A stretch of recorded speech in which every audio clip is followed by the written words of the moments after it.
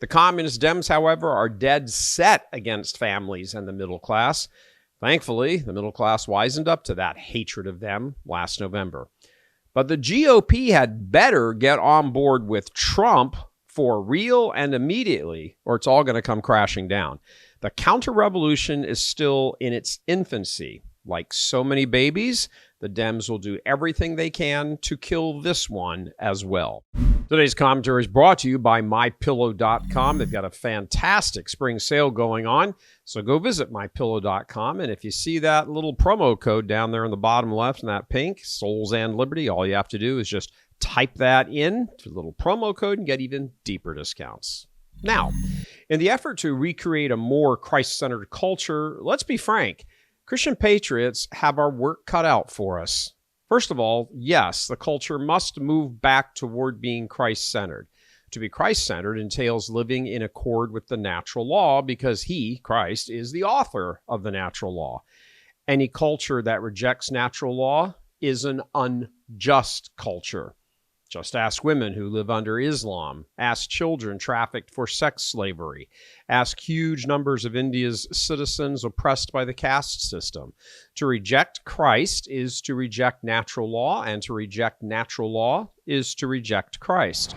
This is the entire goal of the globalists, to reduce humanity to subservience instead of permitting them to stand aright in the glory of the freedom of natural law. That's why they so despise Donald Trump. Trump himself likely doesn't know much about natural law, at least formally, but it sure looks like he's got some kind of grip on it intuitively. It's why he himself is so popular and pivoted the country in one single election. He and nearly 78 million Americans were plugged into the same thought process, even if they didn't call it natural law. This is both good news and bad news. The good news, Trump won and is using natural law, again intuitively, to implement the massive change we see going on, and voters get it, again, on some level. The bad news, they support Trump, but not the GOP, as we saw evidenced in this week's special election results.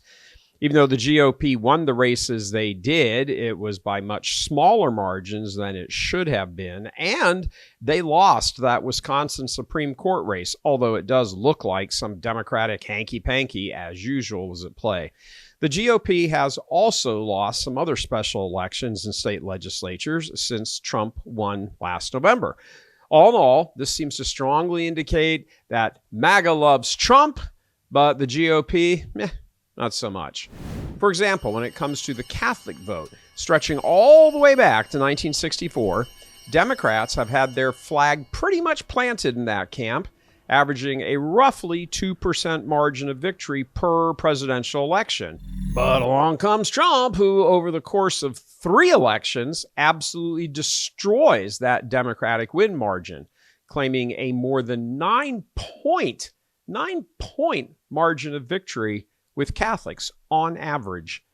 In truth, given the relative size of the Catholic voting bloc, the argument could be soundly made that the Catholic vote secured the White House for Trump. He won it roughly 60-40 over Harris. That's a wipeout.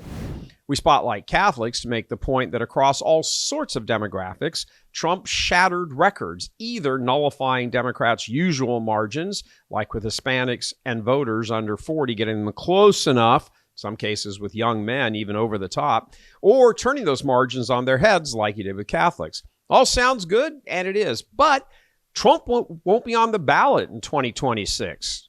GOP candidates will be.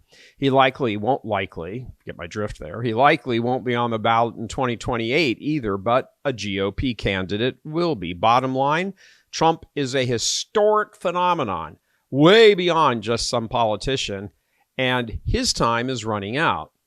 When the midterms heat up in about a year, the communist Dems know that their chance to derail him, and already we know without Trump, the GOP is nowhere near as strong as they act like they are. Trump is a change agent. He is undoing an economy that has been based on gigantic government handouts, fraud, and abuse, perhaps as $1 trillion. He's altering the economic machine of the entire globe with his tariffs and other policies. In short, He is completely reversing FDR's New Deal from about 100 years ago and shooting for a middle-class boom. Now, that's all great economic news and all of that, but why does that matter beyond people's spending power? Because it greases the skids for a renewal of the United States being a culture once again living by natural law, at least to a degree, and certainly more than right now. The last 100 years has seen the decline of the middle class. At the same time, the living out of natural law was abandoned. That's not a coincidence. These things are related. They're causal of each other. A fair, relatively speaking, economy is much more likely to be based on natural law principles of fairness, opportunity, merit, justice, and so forth. So these two are very closely related. Families flourish, for example, in a consistently good economy. Flourishing families are more tuned to the natural law because families are an outcropping of that law. When families flourish, communities flourish, children flourish, society flourishes. The communist Dems, however, are dead set against families and the middle class. Thankfully, the middle class wisened up to that hatred of them last November. But the GOP had better get on board with Trump for real and immediately, or it's all going to come crashing down. The counter-revolution is still in its infancy. Like so many babies, the Dems will do everything they can to kill this one as well. Patriots need to be equipped, not just for the political and cultural battle out there, but even more so attuned to the spiritual battle inside each of us.